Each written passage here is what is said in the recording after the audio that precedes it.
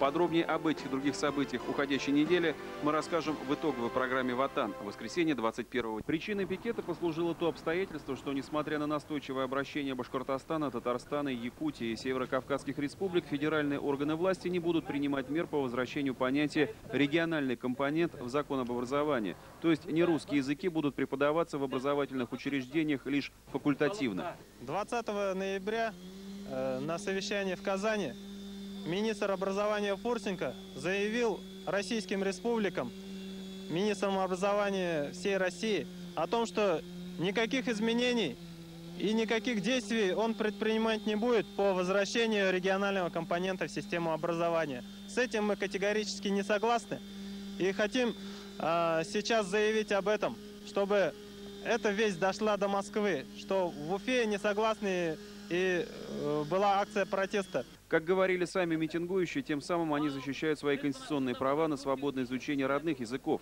Так, статья 32 Конституции Башкортостана, которой на следующей неделе исполняется 15 лет, гласит буквально следующее. Каждый имеет право на пользование родным языком.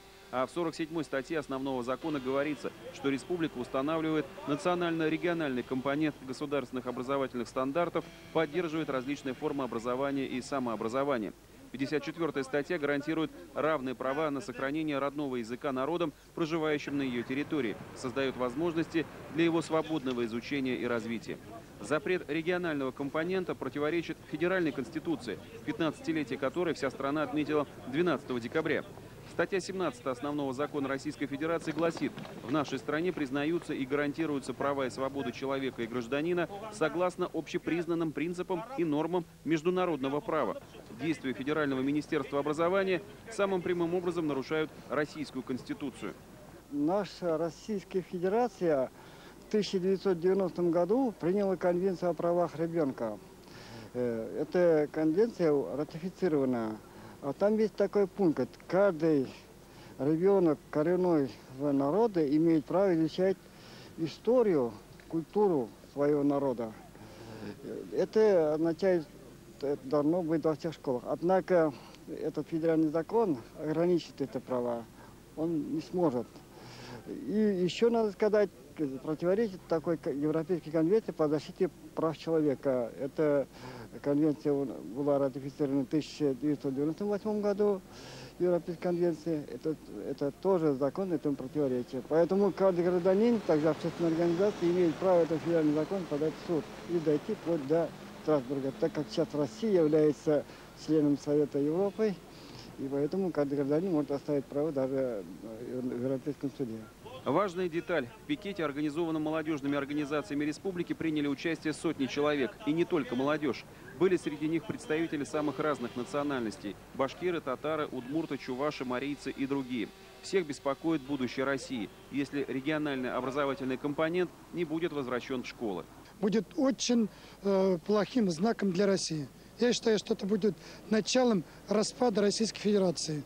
Мы всегда были за Российскую Федерацию, за демократическую, обновленную, но все это сегодня идет вспять. Почему-то руководители ведут дело к унитарной России. А ведь в России живут не только русские, но башкиры, татары, шуваши, якуты и многие другие народы. Мы хотим жить в России дружно, но при этом иметь возможность изучать свой язык, свою культуру. И, конечно же, от этого ничего плохого нет.